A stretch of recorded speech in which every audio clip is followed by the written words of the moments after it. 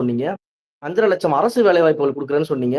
ஒருவேளை நீங்க வந்தா நான்லாம் வேலைக்கு போயிட்டு இந்த 5 ஆண்டு காலங்கள்ல நிரந்தர வருமானம், நிரந்தர பணி, என்னுடைய குடும்பத்தை வந்து நான் உயர்த்தி விடுவேன்னு கனவுல இருந்தேன் ஐயா.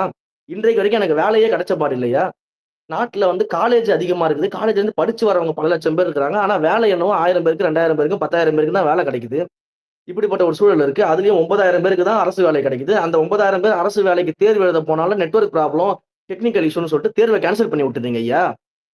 எங்களுடைய படிப்பு, எங்களுடைய உழைப்பு அத்தனையும் நீங்க ஒரே நாள்ல வீணாக்கிட்டீங்களே ஐயா. நான் இப்படிலாம் கனவு கண்டனே அப்படின்னா முதலமைச்சர் மு.க. ஸ்டாலின் என்ன பண்ணுவாரு? அப்ப உங்கள் கனவை சொல்லுங்கன்னு கேட்டா மட்டும் போதுமா? 4 1/2 வருஷமா அந்த கனவ நிறைவேத்துறதுக்கு நீங்க தான் ஒண்ணுமே பண்ணலையே.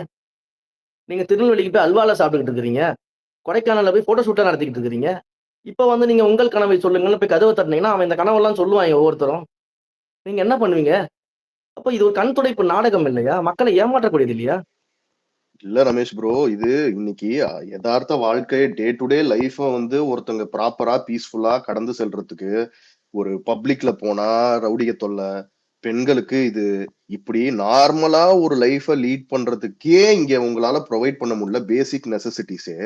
நீங்க இதெல்லாம் நீ இன்னும் நல்ல பெருசா கனவு இப்ப என்ன கனவுல மட்டுமே எங்களெல்லாம் வச்சுக்கணுங்கிற ஒரு குறிக்கோளோட நீங்க இருக்கீங்களா? இதுதான் உங்களோட குறிக்கோளான்னு எனக்கு புரியல. அதே மாதிரி தலைவர் பேசுற போது பாத்தீங்கன்னா என்ன இதெல்லாம் பேச மாட்டேங்கிறார் அதெல்லாம் பேச மாட்டேங்கிறாருன்னு முன்னாடி பேசியிருந்த மாதிரி அவனுக்கு சொன்ன மாதிரி எப்படின்னா இப்ப தலைவரின் உரையை நீங்க எப்பவுமே கவனிச்சீங்க நான் என்ன பாக்குறேன்னா is more connected with the people. ஒரு மக்களுக்கு நான் என்ன சொல்லணும்னு நினைக்கிறேன் அவனுக்கு நான் சொல்றது புரியணும். நான் சொல்ற விஷயம் வந்து வள வள வள வளன்னு அவர் ஒரு கதை புராணம் மாதிரி எனக்கும் பேச தெரியும்னு 1000 கதையை அடிச்சு விடுறது. இதெல்லாம் நாங்க சினிமால பண்ணியிருக்கோம்யா. சினிமால நாங்க வந்து டேட்டாவோட நாங்க நிறைய உண்மைகளை பேசியிருக்கோம். நிறைய விஷயம் பேசிருக்கோம். ஒரு சிங்கிள் ஷாட்டா நிறைய பேசுவாரு. இதெல்லாம் அவரு பண்ணிட்டாரு. இன்னைக்கு அவரு ஒரு உண்மையான அரசியல மக்களுக்கு எளிய வகையில புரியுற மாதிரி அவங்களுக்கு என்ன புரியணும் அவர் என்ன சொல்ல நினைக்கிறாரு அது போய் கனெக்ட் ஆச்சா அதுக்கு அவங்க ரியாக்ட் பண்றாங்களா? அதுவும் இல்லாம நம்ம கூட்டத்துல எல்லாத்தையும் எனக்கு பாக்குற போது ஒரு செம்ம சந்தோஷம் என்னன்னா ரமேஷ் ப்ரோ, நம்ம ஒரு ஒரு வார்த்தைகள் தலைவர்கிட்ட இருந்து வரும்போதும் அதுல இருந்த அந்த கிரௌடு ரியாக்ட் ஆகுது பாருங்க. ஒரு ஒரு வார்த்தைக்கும் சும்மான்னு கிடையாது. சும்மாவும் அவங்க கத்தல. என்ன சொல்றாரு அதுக்கு வந்து இது பண்ணுவீங்களா? இது பண்ணிட்டீங்களா? இந்த வாக்குறுதியை எடுங்கன்னா they are reacting. The crowd is டோட்டலா அவர் இப்ப 20 நிமிஷம் நீங்க பேசுறாருன்னா அந்த 20 நிமிஷமும் அந்த கிரௌட் எங்கேஜ்டா அவங்களுக்கு நம்ம என்ன சொல்ல வரோம், எவ்வளவு முக்கியமான விஷயத்த நம்ம சொல்றோம்ன்ற இதுல வந்து அவ்வளவு இதுவா எடுத்துட்டு போறாரு. இது இவ்வளவு நாளா இவங்க வந்து ஒரு உருட்டுகளையுமே மேடையில பேசி கதைகளை அடிச்சு விட்டு இந்த மாதிரியே போனதுனால இதெல்லாம் இவங்க கண்ணுக்கு தெரிய மாட்டேங்குதோ. ஆமா. அதுதான் உண்மை. ஏன்னா, இவங்க வந்து எல்லாமே சொல்லி, சொல்லி மக்களை ஏமாற்றி, மக்களை வந்து பொய் சொல்லி, அவங்கள திசை திருப்பி, எப்படியாவது அந்த தேர்தல் அன்னைக்கு மக்கள் வந்து நமக்கு வாக்கு செலுத்திறணும். நம்ம ஆட்சி அதிகாரத்துக்கு வந்துரணும். நம்ம வந்து ஒரு குடும்பம் இந்த கோபாலபுரம் குடும்பம் அவங்கள பழச்சு வந்து எப்படியாவது நம்ம வந்து தமிழ்நாடே நம்முடைய சொத்துன்னு சொல்லி எழுதி மாத்திரணும். அப்படிங்கிற ஒரே ஒரு எண்ணத்துல தான் இவங்க வந்து இத்தனை நாட்களாக வந்து இருக்கிறாங்க. வேற வழி இல்லாம தான் மக்கள் வந்து வாக்களிச்சாங்களே தவிர, நீங்க வந்து வாழ வைக்க வந்த மிகப்பெரிய வந்து இறைவன் நினைச்சோ, நீங்க வந்து பாலாறும், தேனாரும் ஓட வைப்பீங்கன்னு நினைச்சோம்லாம் மக்கள் வந்து திமுகவுக்கு வாக்களிக்கல. வேற வழி இல்லாம தான் திமுகவுக்கு வாக்களிச்சாங்க. அப்போ இது வந்து மக்களுக்கு தெரியும். நம்முடைய தலைவரை பொறுத்தவரைக்கும் அவர் ஆரம்பத்துல இருந்து ஒரு விஷயத்த வந்து ரொம்ப தெளிவா சொல்லிட்டு இருக்கிறாங்க. என்ன சொல்றாங்க அப்படின்னா, என்னுடைய தேர்தல் வாக்குறுதிகளாக இருக்கட்டும், என்னுடைய ஆட்சியிலா இருக்கட்டும், நான் வந்து நடைமுறைக்கு சாத்தியம் இல்லாத எந்த விதமான பொய்யான வாக்குறுதியும் குடுக்க மாட்டேன். அப்படிங்கிறதுல ரொம்ப தெளிவா இருக்காரு. அதை வந்து திரும்ப திரும்ப தலைவர் வந்து மக்கள்ட்ட சொல்லிக்கிட்டு இருக்கிறாரு.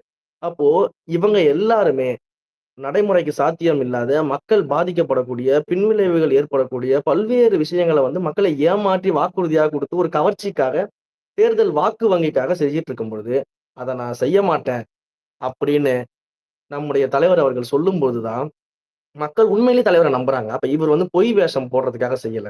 இவர் நம்ம ஏமாற்றி சம்பாதிக்கிறதுக்காக வரல. இவர் ஏற்கனவே முதல் தன்னுடைய கட்சி அறிவிக்கும் பொழுது ஒரு வாசகத்த வந்து தலைவர் பயன்படுத்தியிருந்தாரு.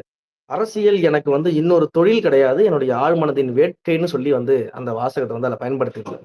அப்போ அரசியலை இவ்வளவு நாட்களாக இங்க இருக்கக்கூடியவர்கள் தொழிலாக செய்து கொண்டிருக்கும்போது, எனக்கு அது தொழில் கிடையாது அப்படின்னு சொல்லி ஒருத்தர் வராரு அப்படின்னா, அத வெளிப்படையாக அறிவிச்சுட்டு வராரு அப்படின்னா, மக்கள் அவரை முழுமையாக நம்முடைய தலைவர நம்பியிருக்கிறாங்க.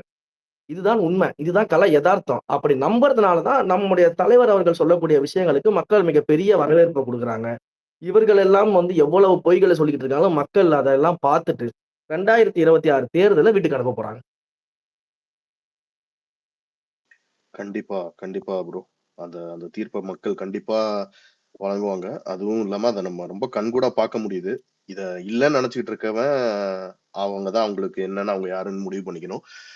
அதே மாதிரி நம்ம ஆன்லைன்ல இருக்கிற கேடர்ஸ்க்கும் ரொம்ப இது முக்கியமான டைம். இந்த டைம் வந்து நம்மளோட சொந்த விருப்பு வெறுப்புகளை சொல்றதுக்கோ விமர்சனத்தை வைக்கிறதுக்கான டைம் கிடையாது. நம்ம வந்து ஒரு பொய்க்கு வந்து நிக்கிறவனே இவ்வளவு விஷயங்கள் பண்ணிக்கிட்டு இருக்கும்போது ஒரு உண்மையின் பக்கம் நிக்கிற நம்ம வந்து என்னைக்குமே அதன் பக்கம் கரெக்டா நிக்கணும். நம்ம வந்துட்டோம். We are so close to the election. இந்த டைம் ஆன்லைன்ல ஆன்லைன்ல இருக்கக்கூடிய தோழர்கள் எல்லாருக்குமே ஒரு வேண்டுகோள் என்ன அப்படின்னா, நம்ம தலைவர் இன்றைக்கு திரும்பவும் சொன்னது போல, நம்ம திமுகன்ற ஒரு தீய சக்தியை எதிர்த்து களமாடிக்கிட்டு இருக்கிறோம்.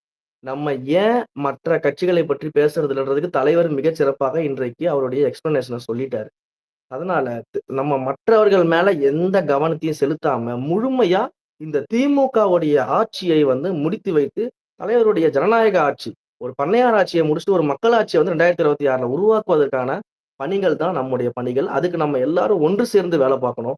எந்த விதமான பிரிவினையும் கிடையாது. இங்க யாரு பெரியவர், யாரு சின்னவர், யாரு முக்கியம், யாரு முக்கியம் இல்ல. அப்படிலாம் இங்க எதுவுமே கிடையாது. தலைவரை பொறுத்தவரைக்கும் நம்ம எல்லாரும் ஒண்ணு. இங்க இருக்கக்கூடிய எல்லாரும் ஒரே மாதிரியான தோழர்கள் தான், தோழிகள் தான். தலைவர் வந்து அந்த பிரிச்சு பார்த்ததே கிடையாது. அருகில இருந்து பார்த்ததுனால சொல்றேன். அவர் வந்து எல்லார் மேலயும் ஒரே மாதிரியான அன்பு வச்சிருக்கிறாரு.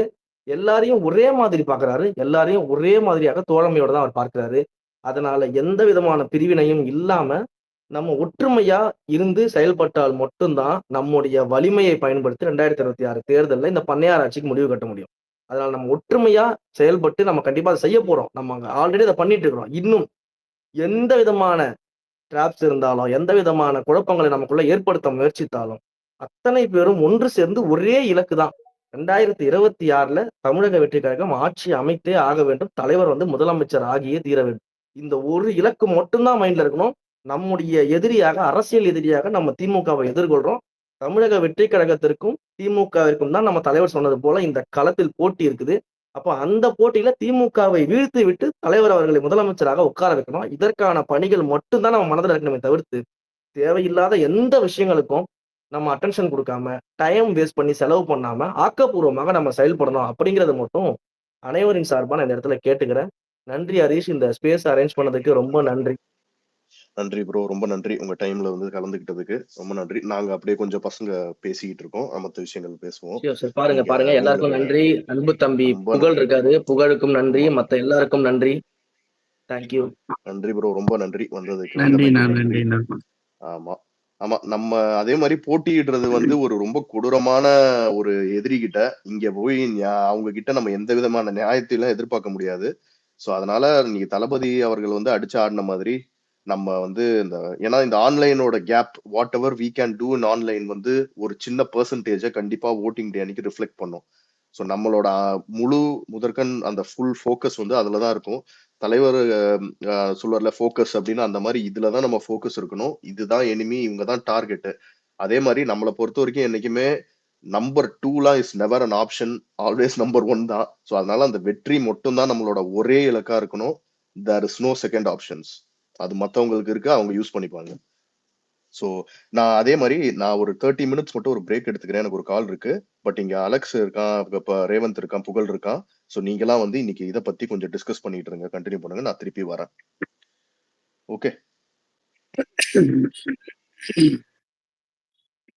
பேசுங்க. ரொம்ப நேரமா நிறைய பேர் வெயிட் பண்ணிட்டு இருக்கீங்க. அண்ணன் வந்து பேசிட்டு ஹேண்ட் ரைஸ் பண்ணிருக்கீங்களா? ஒவ்வொருத்தரும் அப்படியே ஸ்டார்ட் பண்ணுங்க. ராபின் ப்ரோ ஃபர்ஸ்ட் क्वेश्चन வந்து இப்ப அடுத்த செட் ஆஃப் ஆக்ஷன்ஸ் என்ன ப்ரோ? இப்ப நான் சவுத் சைடுல வந்து அண்ணனை பார்க்கணும்னு நிறைய பேர் என்கிட்ட தான் இருக்கோம். நான் உட்பட, நான் விருதுநகர் மாவட்டம். இப்போ வந்து ஆல்ரெடி பெர்மிஷன் கொடுக்கறது பெரிய சேலஞ்சா தான் இருக்கு. இந்த மோரல் கோட் ஆஃப் கான்டாக்ட் வந்துட்டா அதுக்கப்புறம் ஈஸியா இருக்குமா எல்லா சிட்டிஸ் நம்ம டிராவல் பண்றது, எஸ்பெஷலா சவுத் சைடு உள்ள வர்றதுக்கு? அதுக்கு ஏதாவது பிளான் வச்சிருக்காங்களா? என்ன மாதிரியான ஆக்டிவிட்டிஸ் பண்ணிட்டு இருக்காங்க? கோட் ஆஃப் கான்டாக்ட் வந்துருச்சுன்னா உங்களுக்கு வந்து எல்லாருக்கும் ஒரே மாதிரி தான் ப்ரோ இருக்கும். எல்லாருக்குமே ஒரே ஸ்ட்ரக்சருக்குள்ள கொண்டு வந்துருவாங்க. அந்த டைம்ல வந்து நம்ம வந்து இவங்களுக்கு மட்டும் பார்ஷாலிட்டி பார்க்குறாங்க அப்படின்ற மாதிரி நம்ம ஓப்பனாக பண்ண முடியும். எதுவும் வந்தாலும் நம்மளால சாட்சியோட காட்ட முடியும் உங்களுக்கு. ஸோ கோட் ஆஃப் கான்டாக்ட் வர வரைக்கும் நீங்கள் வந்து இதை கொஞ்சம் பொறுத்துட்டு தான் இருக்கணும். எதுவாக இருந்தாலும் அஃபிஷியலாக அனௌன்ஸ் பண்ணுற வரைக்கும் நம்ம எதுவும் சொல்ல முடியாது இந்த இடத்துல. நெக்ஸ்ட் எங்கே போகிறாங்க, எங்கே வராங்கன்னு சொல்லிட்டு. ஆனா ஒரே ஒரு விஷயம் சொல்லிக்கிறேன். நம்ம வந்து நிறைய பிளான்ஸ் நீங்க சொல்ற மாதிரி கண்டிப்பா எல்லா சைட்லயும் எல்லா பிளான்ஸும் பண்ணிட்டு இருக்காங்க ப்ரோ. அதை தாண்டி வந்து by the rules by the இதுதான் நம்ம போவோம். நம்ம கேட்கலாம், நம்மளும் எனக்கும் இருக்கு, ஏன் இப்படி பண்ணலாமா, அதை அப்படி பண்ணலாமா, அந்த மாதிரி எனக்கும் நிறைய இதுகள் இருக்கு, ஆசைகள் இருக்கு, இதெல்லாம் இருக்கு. பட் இங்க வந்து நம்ம ரொம்ப நெருக்கத்துல ரொம்ப முக்கியமான கட்டத்துல இருக்கோம். இப்ப நம்மளோட ஒரே கோல் வந்து எந்த தங்கு தடையும் இல்லாம நம்ம எலெக்ஷன்ல நம்மளுக்கு என்னென்ன கேண்டிடேட்ஸை வந்து ஃபோக்கஸ் பண்ண போறோம், அவங்கள நிக்க வைக்கணும், அதுக்கான நாமினேஷன் ஃபைல் பண்ணணும், மேனிஃபெஸ்டோ ஒர்க் போய்கிட்டு இருக்கோம், அதை வந்து வெளிக்கொண்டு வரணும். இந்த மாதிரி ரொம்ப பிரைமரி திங்ஸ் இருக்கு. இது எல்லாமே கட்சி வந்து நம்ம நம்ம நினைக்கிற மாதிரி இல்ல. சில பேர் அவதூறு பரப்புறவனுங்க மாதிரி என்ன எதுவுமே பண்ணல இந்த மாதிரிலாம் திமுக காரனுங்க கத்திக்கிட்டு இருப்பானுங்க. அந்த மாதிரி இல்லாம அவங்க day to day day and night எல்லா ஒர்க்கு எல்லாரும் இப்ப இங்க இருக்கவங்க புகழும் இன்னைக்கு கிரவுண்ட்ல போய் அவன் ஒரு ஆபீஸ்ல ஒரு ஒர்க் பண்ணிட்டு தான் வரான் தாவைக்காக. அந்த மாதிரி இங்க இருக்க ஒவ்வொருத்தரும் அவங்க பங்களிப்பு. இப்போ ரேவந்த் கொஞ்ச நேரத்துக்கு முன்னாடி வந்து அவங்களோட இதுல வந்து ஜோன் மீட்டிங் போய் அட்டன் பண்ணிட்டு வந்தான். ஸோ இந்த மாதிரி எல்லாருமே தாவேக்கா சார்பான அவங்களுக்கு என்ன பண்ணணும் என்ன ஒர்க்கோ அதை ரொம்ப முனைப்பா பண்ணிட்டு இருக்காங்க. இப்ப ரமேஷ் ப்ரோ பாத்தீங்க, கிரவுண்ட்ல போய் டெய்லி பேசிக்கிட்டு வராங்க. லயலா மணி பிரதர் எல்லாரும் பாத்தீங்கன்னா ரொம்ப ஆக்டிவா இருக்காங்க. ஸோ ஃபுல் ஃபோர்ஸ்ல இருக்கோம். We are very confident we going to form the government. இந்த டைமை வந்து இந்த full focus on winning the election, contesting the elections, towards the elections, சிந்தாம செதறாம இந்த ஃபுல் ஓட்டையும் நம்ம கொண்டு போய் பேங்க் பண்ணிட்டோம்னா தட்ஸ் இட். அதுதான் இப்போ இருக்கிற இது. இங்க வந்துட்டு இதுக்கப்புறம் நான் ப்ளூ சட்டையை போட்டுக்கிட்டு வந்துட்டு நாம் இது நல்லா இருக்கு, இந்த இடத்துல வந்து இது விட்டு போயிடுச்சு, இதெல்லாம் வந்துட்டு இதெல்லாம் கிடையாது. இதுக்கெல்லாம் நம்மளுக்கு டைம், நம்மளை எப்படி எப்படிலாம் விமர்சனங்கள் வைக்க வேண்டியதெல்லாம் நம்ம வச்சுட்டோம். எதான் எடுத்துக்கணுமோ தலைவரும் எடுத்துட்டாரு. இப்ப ரமேஷ் பிரதர் சொன்ன மாதிரியும் ஒரு விஷயமும் தலைவர் கண்காணிப்புலதான் போய்கிட்டு இருக்கோம். இன்னைக்கு நீங்க பேசுறதும் சரி, நீங்க போடுற ட்வீட்டும் சரி, புகழ் போடுற ட்வீட்டும் சரி, இல்ல இங்க இருக்க யாருமே என்ன விஷயத்த முன்னெடுக்கிறோன்றது one or the other way அவருக்கு கொண்டு போய் சேர்க்கப்படும். அதை அவர் கன்சிடர் பண்ணிக்கிட்டு நம்மளை எல்லாரும் ரொம்ப மரியாதையா நம்மளுக்கான மரியாதையை கொடுத்துதான் ஒரு விஷயமும் பண்ணிட்டு இருக்காரு. ஸோ நம்ம அந்த மரியாதையை திருப்பி கொடுக்க வேண்டிய டைம். ஸோ அதனால ரொம்ப ஃபோக்கஸ்டா அவர் என்ன விஷன் வச்சிருக்காரு, அந்த விஷன் நம்ம விஷனா இருக்கணும்னு அவசியம் கிடையாது. அது அவரோட vision. Let it be his vision and his politics. அவரோட பாலிடிக்ஸுக்கு சப்போர்ட் பண்றதுக்கு தான் நான் வந்திருக்கோமே தவிர என் பாலிடிக்ஸ்க்கு அவரை வளைக்கிறதுக்கு நான் இங்க வரல. ஸோ நம்ம ஃபுல்லா அவரோட பாலிடிக்ஸுக்கு சப்போர்ட் பண்ணி ஃபுல் ஃபோக்கஸா நம்ம இப்ப சொன்ன மாதிரி எல்லாத்தையும் பண்ணி லெட்ஸ் மேக் இட் பிக். கதறல் சத்தம்லாம் வந்து எலெக்ஷன் ரிசல்ட் அன்னைக்கு, எலெக்ஷன் டே அன்னைக்கு தெரிஞ்சிடும். எக்ஸிட் போல்ஸ்லயே உங்களுக்கு முடிஞ்சிடும். நான் இப்ப சொல்றேன், அன்னைக்கு வரப்போற ஒரு வரவேற்பு, அன்னைக்கு கிரவுண்ட்ல நிகழப்போற ஒரு வரவேற்பு, ஓட்டிங் பூத்துக்கு இப்படி ஒரு ஆரவாரமா ஒரு எலெக்ஷனே நடந்தது இல்லடான்னு இந்த எலெக்ஷனை காட்டுவோம். ஸோ அதை தொடர்ந்து இது பண்ணுவோம். கண்டிப்பா புகழ் சொன்ன மாதிரி official announcement on next visits எல்லாமே வரும் அதிகாரப்பூர்வமா. ஸோ நம்ம அதை மட்டும் நம்புவோம். மீடியா போடுறது, அடுத்து இங்க போறாரா அங்க போறேன்னு சொல்லிட்டு கேன்சல் எல்லாமே இவனுங்க தான் விட்டுவானுங்க. இவனுங்களே ஸ்கெட்யூல் பண்ணுவானுங்க, இவனுங்களே கேன்சல் பண்ணுவானுங்க. நம்ம அபிஷியலா ஒண்ணுமே சொல்லியிருக்க மாட்டோம். ஸோ அதனால அந்த இதை மட்டும் ஃபோக்கஸ் பண்ணுங்க ப்ரோ. கண்டிப்பாக எல்லாம் எந்தெந்த ஏரியால வந்து போகணும், எங்க பண்ணணும்ன்ற நிறைய பிளான்ஸ் போயிட்டு இருக்கு. சரியா? Sure bro. Thanks for the detailed explanation. Thank you. நான் வரேன், நீங்க பேசிட்டு இருங்க. பை.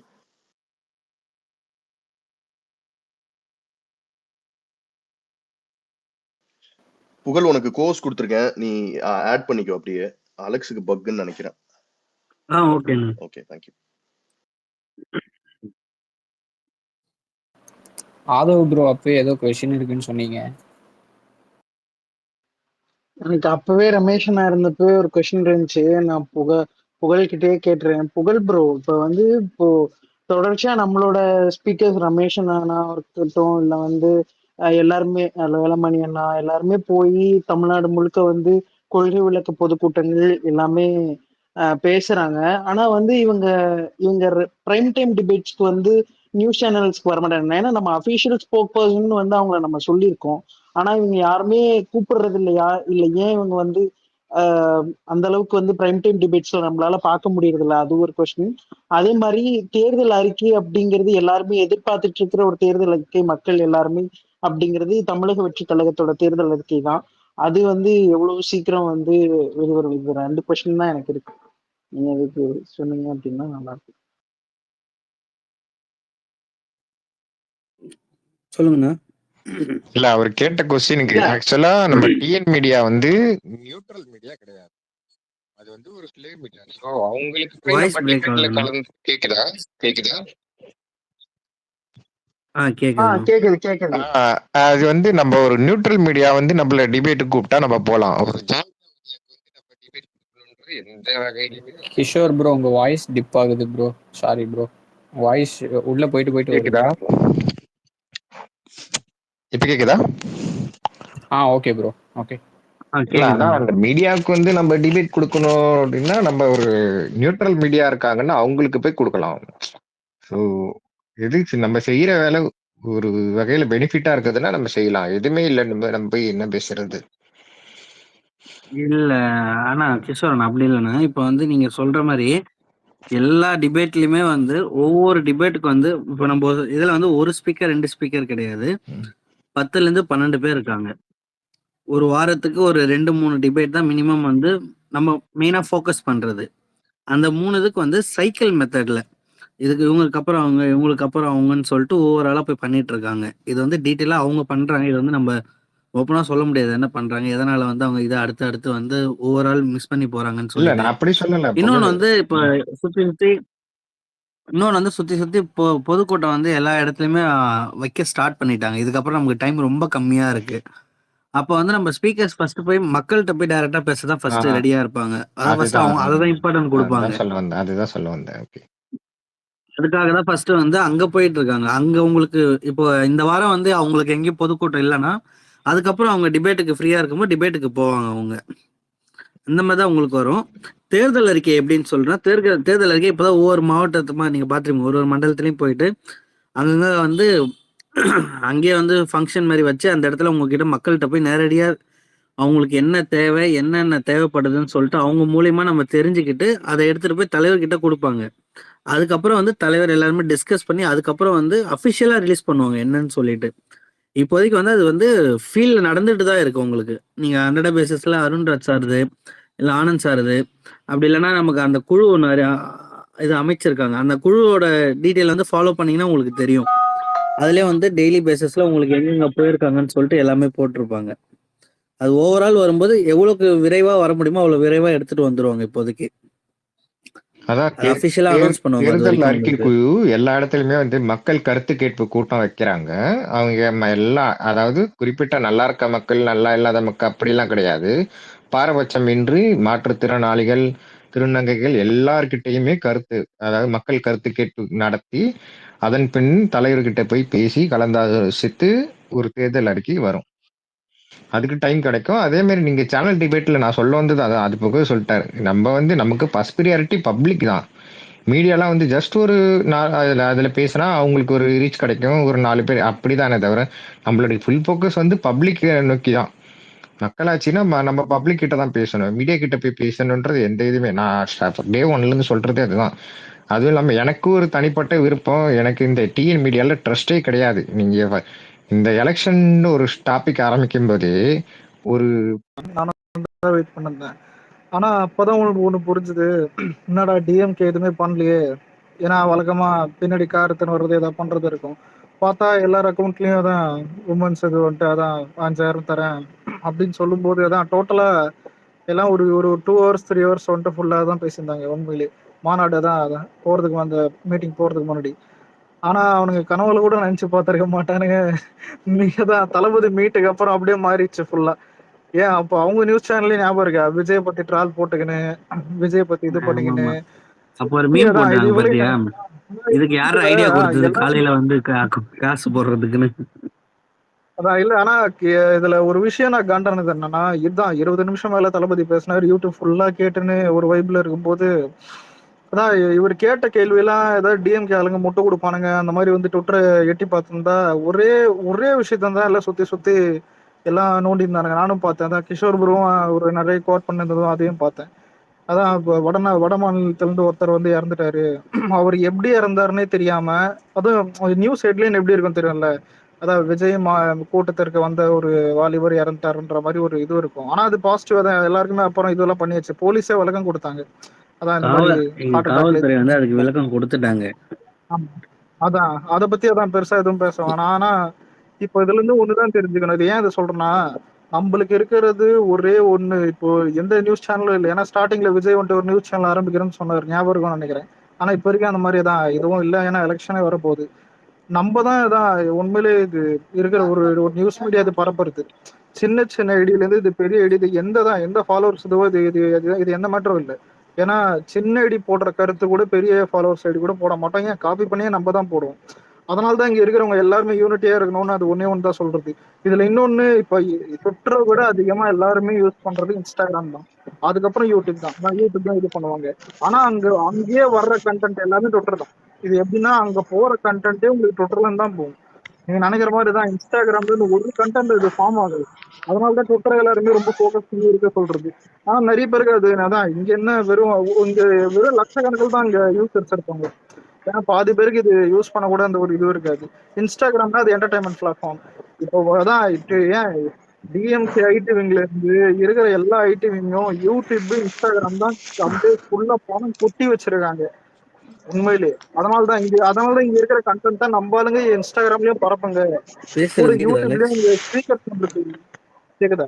கேக்குது. கேக்குது இல்ல கேக்குது இந்த கேக்குது. ரேவந்த் மாதிரி கொஞ்சம் இதுவாகுது. இல்ல ஆனா ரேவந்த் மாதிரி இன்ஸ்டாகிராம்லயே வந்து பாத்தீங்கன்னா நம்மளை விட ஃபேமிலி தான் ரொம்ப இன்ட்ரெஸ்டா இருக்காங்க. நமக்கு மேல அவங்க இருக்காங்க. நம்ம பேசுறத விட தலைவர் பேசுனதுக்கு ரீல்ஸ் எடுத்து அதை கண்டென்ட் ஆக்கி அவங்க ஃபேமிலியா போடுறதுதான் வந்து டிஎம்கேக்கு வந்து பெரிய வைத்திருச்சலா இருக்கு. என்னடா நம்ம கோடி கணக்குல ஆமா 17 கோடி 18 கோடி செலவு பண்ணி ஆப்ஸ் டெவலப்மெண்ட் எல்லாம் பண்ணி யூடியூப்ல ஆடு போட்டு இப்படி எல்லாம் உருட்டுக்கிட்டு இருக்கோம். அவங்க அசால்ட்டா வீட்டுல ஒரு குழந்தைய வச்சுட்டு ஒரு ஃபேமிலியா குரூப்பா சேர்ந்து ஒரு ரீல்ஸ் போட்டு காலி பண்ணிட்டு போயிடுறாங்களேன்னு ஒரு வைத்தறிச்சல்லாம் இருக்குதான். நம்ம ட்விட்டர்ல நம்ம செய்ய வேண்டிய என்ன வேலைன்னா இந்த அட்வைஸ் பண்றதெல்லாம் இதுக்கப்புறம் அட்வைஸ் பண்ண காலம் பண்ணது எல்லாமே ஓகே தான். இப்பயும் உட்காந்து அட்வைஸ் பண்றன்ற பேர்ல நீ ஒரு பாலிட்டிக்ஸ்ல முழுகிட்ட. நீ பிறந்ததுல இருந்து வளர்ந்த வரைக்கும் நீ ஒரு பாயிண்ட் ஆஃப் பாலிட்டிக்ஸ் பார்த்துட்ட. அதையே இப்பயும் பண்ணணும்னு நினைக்கிறது தப்பு.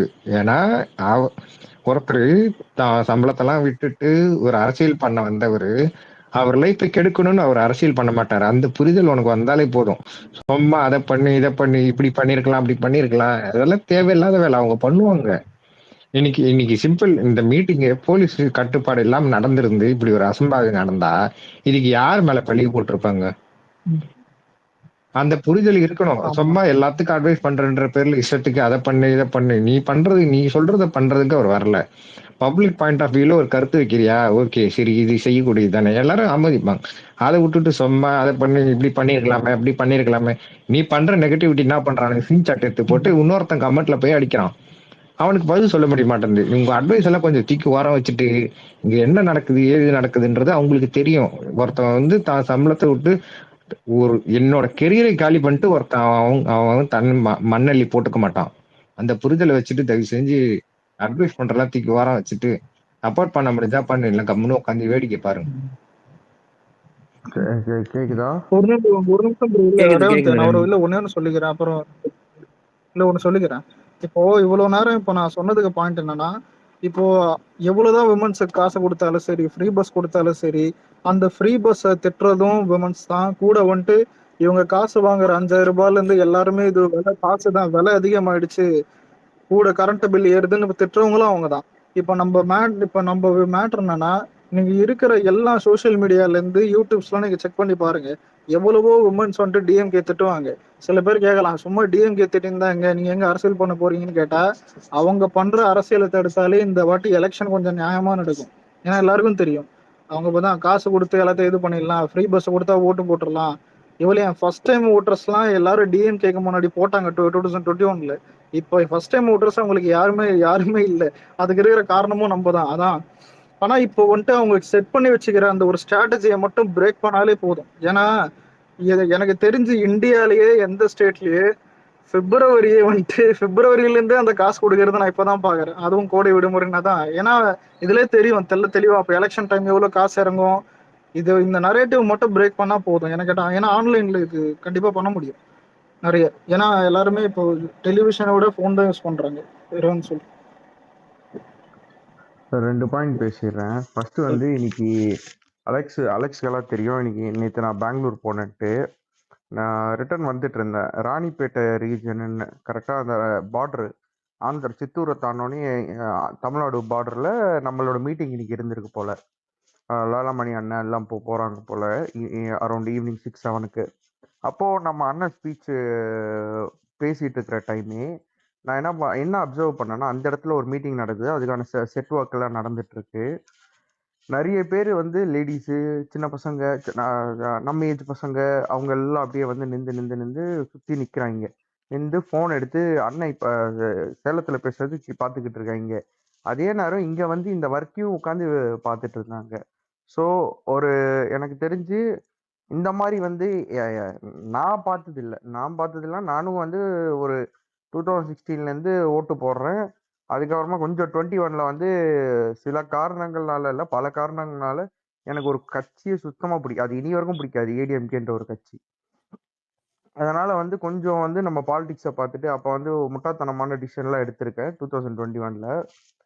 ஸோ ஃபாலோ பண்ணிட்டு அப்படியே வந்துட்டு இருக்கிறதுனால, பாலிடிக்ஸை லைட்டாக ஃபாலோ பண்ணுறதுனால எனக்கு தெரிஞ்சு இந்த மாதிரி ஒரு ரிசப்ஷன், ஒரு பாலிடிக்ஸுக்கான ரிசப்ஷன் இதுவான்னு எனக்கு தெரியல. ஆனால் அது ஒரு பயங்கரமான ரிசப்ஷனாக இருக்கு.